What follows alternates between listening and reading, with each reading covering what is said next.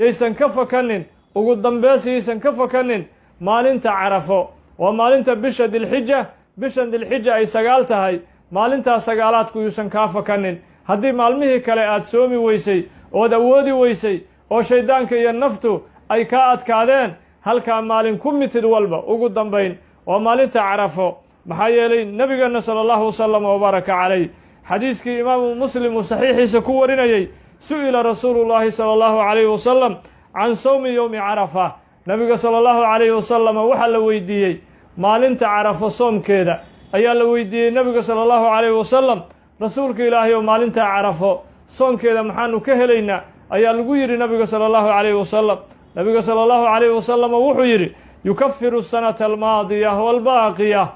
sanadkii ku soo tegey ayaa ilaahay kugu dhaqaa iyo sanadka soo socdana ilaahay waa kugu mayrahayaah oo ilaahay waa kugu dahirinaya